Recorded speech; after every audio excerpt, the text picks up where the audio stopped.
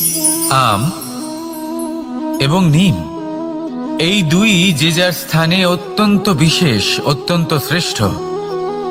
আম আমাদের শক্তি বাড়ায়, আর অন্যদিকে নিম রোগের সাথে লড়াই করার আমাদের ক্ষমতা বাড়ায়। এবার আম অত্যন্ত মিষ্টি হয় আর নিম অত্যন্ত তিক্ত। তাই এই কারণে কি নিমের নিরাশ হওয়া উচিত বা নিজেকে ঘৃণা করা উচিত? তার স্বাদ তিক্ত? কখনোই নয়। দেখুন, নিম তিক্ত, এতে নিমের কোনো দোষ নেই। দোষ হলো জিহ্বার, যে মিষ্টি পছন্দ করে, তিক্ত পছন্দ করে না। কিন্তু যদি আপনি নিজের জীবনে নিমের প্রয়োগ না করেন, তাহলে আপনার রোগ প্রতিরোধ ক্ষমতা বাড়বেই না। তাই নিম হলো অত্যন্ত গুরুত্বপূর্ণ। এর থেকে আপনি কি শিক্ষা পেলেন? এটাই যে জীবনে কখনো অন্য কারোর মাপকাঠি দ্বারা নিজেকে পরখ করবেন না। আপনার যোগ্যতা, আপনার বিশেষত্ব, আপনার গুণ, অপগুণ, এই সব কিছু আপনি নিজে বুঝে নিন, সেটাই যথেষ্ট। আসুন আর আমার সাথে ভালোবেসে বলুন, রাধা রাধা। আমরা সকলে জীবনে ঈশ্বরের কাছে কিছু না কিছু প্রার্থনা করি, আর ঈশ্বর যখন আমাদের মনস্কামনা পূরণ করেন তখন আমরা প্রসন্ন হয়ে যাই। কিন্তু যখন ঈশ্বর আমাদের মনস্কামনা পূর্ণ করেন না, তখন আমরা ভাবি, সন্দেহ করি যে সত্যি ঈশ্বর আছেন। আপনাকে একটা কথা বলি, আপনি যদি ঈশ্বরের সম্মুখে নিজের ইচ্ছে বা মনস্কামনা রাখেন আর ঈশ্বর তা পূরণ করেন, তার অর্থ হলো ঈশ্বর এটা জানেন যে আপনার তার প্রয়োজন রয়েছে। কিন্তু যদি আপনি কামনা করেন আর তা পূর্ণ না হয়, তাহলে শুধু এটা মনে রাখবেন যে ঈশ্বর সেই সব দেখতে পান যা আপনি দেখতে পাচ্ছেন না। দ্বিতীয় কারণ হলো এটা, ঈশ্বর এটা খুব ভালো করে জানেন যে যে ইচ্ছে আপনি রাখছেন, সেই ইচ্ছে আপনি নিজের জোরে পূর্ণ করতে পারেন। তাই যদি আপনার ইচ্ছে ঈশ্বর পূর্ণ করেন, তাকে ধন্যবাদ জানান। আর যদি উনি আপনার ইচ্ছে পূর্ণ না করেন, তাহলে আরো ধন্যবাদ জানান। কারণ হয় উনি আপনার মঙ্গল চাইছেন, বা উনি আপনাকে ততটাই যোগ্য বলে মনে করছেন যে আপনি নিজেই নিজের ইচ্ছে, নিজের স্বপ্ন পূরণ করতে পারবেন। নিজের কর্ম করতে থাকুন, জীবনের সামনে এগোতে থাকুন, আর আমার সাথে ভালোবেসে বলুন, রাধা রাধা। একটা গাই আর একটা বাছুরের মধ্যে কেমন সম্পর্ক থাকে? একটা গাই নিজের বাছুরকে ডাকে, আর সেই বাছুর হাজার হাজার গাইয়ের মধ্যে থেকেও নিজের মাকে চিনতে পেরে যায় আর নিজের মায়ের সাথে এসে জড়িয়ে পড়ে। আর কিছুটা ঠিক এরকমই সম্পর্ক হলো আপনার কর্ম এবং আপনার কর্মফলের মধ্যে।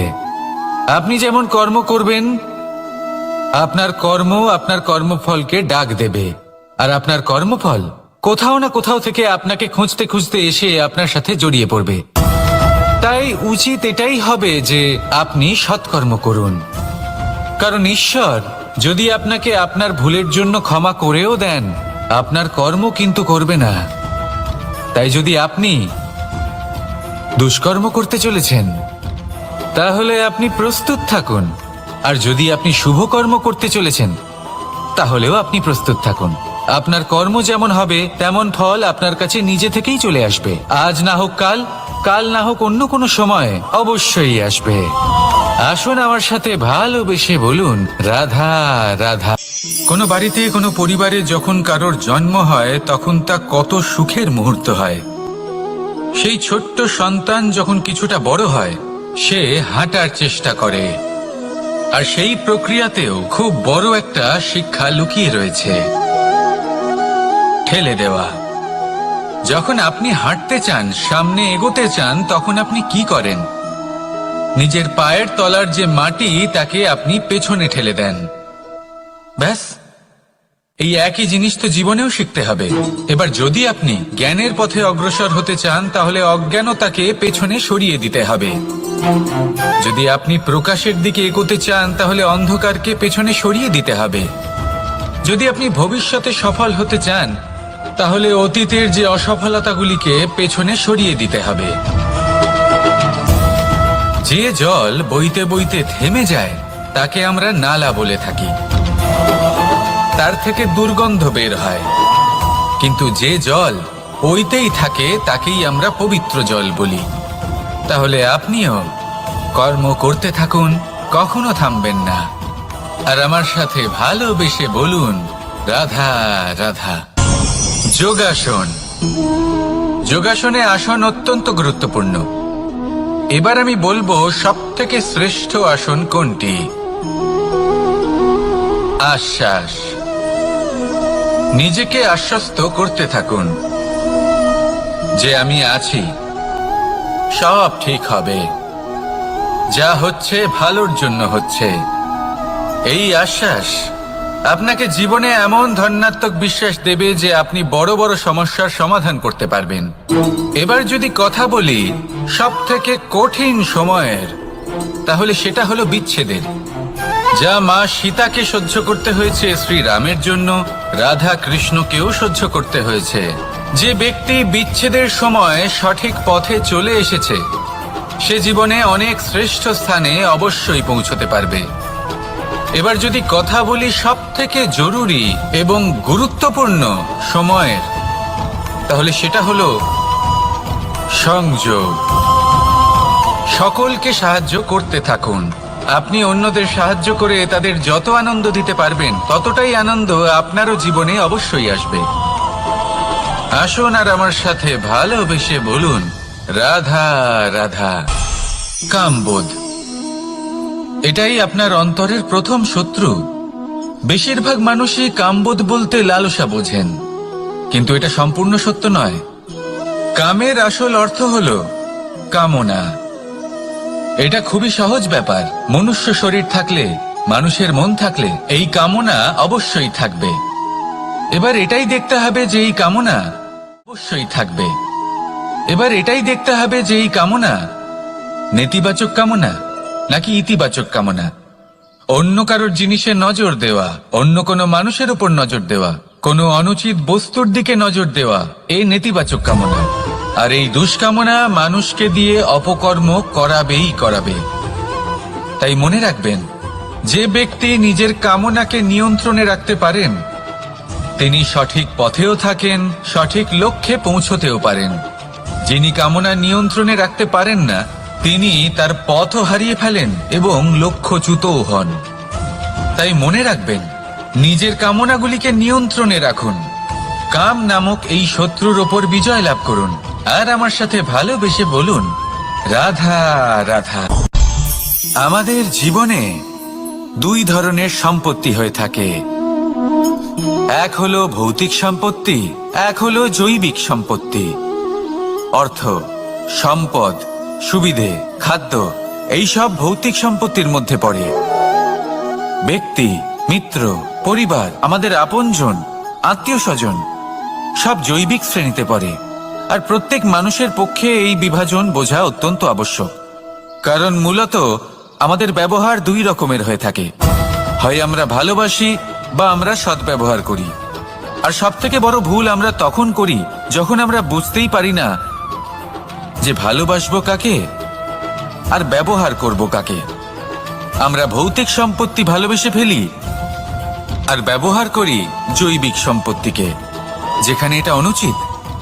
জৈবিক সম্পত্তিকে ভালোবাসুন আর ভৌতিক সম্পত্তিকে ব্যবহার করুন। যেদিন আপনার মধ্যে এই বোধ জাগ্রত হবে যে কাকে ভালোবাসবেন আর কাকে ব্যবহার করবেন, সেই দিন আপনার জীবনে শুধুই শান্তি বিরাজমান হবে। আর তখন এই মন প্রসন্ন হয়ে বলবে, রাধা রাধা। কাল, আজ এবং কাল। আমাদের সমগ্র জীবন এই তিনটির আশেপাশেই ঘুরতে থাকে। আমরা সবসময় বিগত সময়ের বিষয়ে ভাবতে থাকি। অতীতে যদি আমাদের দ্বারা কোনো ভুল হয় সেই বিষয়ে ভেবে ভেবে আমরা সবসময় অনুতাপ করতে থাকি। এটা উচিত নয়। দেখুন, অতীতের থেকে শিক্ষা লাভ করা অত্যন্ত আবশ্যক, কিন্তু সেই ভুল যাতে আবার না হয় সেই কাজটা কিন্তু আপনাকে বর্তমানেই করতে হবে, তাই না? দ্বিতীয় কথা, আমরা সবসময় ভাবি আগামী দিনের বিষয়ে, ভবিষ্যতের বিষয়ে। আমরা ভাবি যে কাল করে নেব, আজ এই কাজ করতে পারছি না, কোনো ব্যাপার নয়, কাল করে নেব। আজ কাজটা শুরু করতেই পারলাম না, কোনো ব্যাপার নয়, কাল করে নেব। আজকের দিনটাই ভালো ছিল না, কোনো ব্যাপার নয়, সেটা কাল করে নেব। ব্যাপারটা বুঝুন, আপনি নিজের সময় নষ্ট করছেন। দেখুন, এই যে কাল, তা কখনোই আপনার হাতে আসবে না। তাই যে কাজ করতে চান সেটা আজকেই করুন, অন্তত শুরুটা করুন। কারণ এই আগামী সময় তা সবসময় আপনার থেকে এক কদম আগে থাকবে, একদিন এগিয়ে থাকবে। জানেন কেন? কারণ এই কাল আপনার জন্য অপেক্ষা করবে না, সেই জন্য আপনিও এর জন্য অপেক্ষা করবেন না। যা করার তা আজকেই শুরু করুন। কারণ যে বর্তমানে নিজের ভিত স্থাপন করেন না, ভবিষ্যৎকালে তার সুন্দর শক্তিশালী ভবন কখনো নির্মাণই হয় না। আসুন আর আমার সাথে ভালোবেসে বলুন, রাধা রাধা। সাফল্য খুব সহজ এক শব্দ। এটা হলো সেই সব শব্দের মধ্যে অন্যতম যা মানুষ একটু বুঝলেই ভাবেন সব বুঝে ফেলেছি। আর যেই উনি বুঝতে পারেন সাফল্য কি, আজীবন সেই সাফল্যের পেছনেই ছুটতে থাকেন। এই সাফল্য হলো একটা খেলার মতো, যাতে মানুষ নিজের সমস্ত জীবন বাজি লাগিয়ে দেন। আর প্রত্যেক খেলার মতোই এরও কিছু নিয়ম রয়েছে। আর প্রাথমিক নিয়ম হলো, এই সাফল্য লাভ করার জন্য সাফল্য লাভ করার স্বপ্ন আপনাকে অবশ্যই দেখতে হবে আগে। হ্যাঁ, কিন্তু শুধুমাত্র স্বপ্ন দেখলেই কিছুই হবে না। স্বপ্ন দেখুন, তারপরে আপনার নিজের নিদ্রাকে ভঙ্গ করতে হবে, দিনরাত পরিশ্রম করতে হবে, দিনরাত চেষ্টা করতে হবে। তবেই এই সাফল্য আপনার কাছে আসবে আর আপনার পদানত হবে। তাহলে স্বপ্ন দেখুন আর পরিশ্রম করে তাকে সার্থক করুন। যদি এটা করেন তবেই সাফল্য সহজেই আপনার কাছে আসবে। আর তখন মন প্রসন্ন হয়ে বলবে, রাধা রাধা। সমস্যা, প্রত্যেকের জীবনেই সমস্যা আসা যাওয়া করে। আর প্রত্যেক মানুষ সমস্যা আসার পর তার সমাধান খুঁজতে উঠে পড়ে লাগেন। কিন্তু যখনই সমস্যার সমাধান হয়ে যায়, আমরা সুপ্রসন্ন হয়ে যাই এবং অসাবধানও হয়ে যাই। আমাদের মনে হয় যে আমরা সম্পূর্ণরূপে সমস্যার অন্ত করেছি, কিন্তু কোথাও না কোথাও একটা ছোট্ট বীজ রয়েই যায়। আর সেই বীজ আমাদের অসাবধানতার ছত্রছায়ায় বড় হতে থাকে, আর তারপর মহা সংকট হয়ে আবার আমাদের উপর আক্রমণ করে। এই সংকট যে কোনো রূপে আসতে পারে, কোনো শত্রুর রূপেও আসতে পারে, বা কোনো মহামারীর রূপেও আসতে পারে। সেই জন্য সবসময় সাবধান থাকাই উচিত। কারণ অসাবধান হলে কি হয়, আমাদের সুরক্ষা চক্রে একটা ছেদ উৎপন্ন হয়, আর আমাদের শেষ করতে পারে এমন এক বাণ সেই ছেদ বিন্দু হয়ে আমাদের হৃদয়ে প্রবেশ করতে পারে। তাই যে কোনো সমস্যার সমাধান করুন, জয়ী হন, উৎসবও পালন করুন, কিন্তু সাবধানে থাকবেন। আসুন আর আমার সাথে ভালোবেসে বলুন, রাধা রাধা। এই সংসারের অন্তের এর বিনাশের প্রারম্ভ কিভাবে হয়?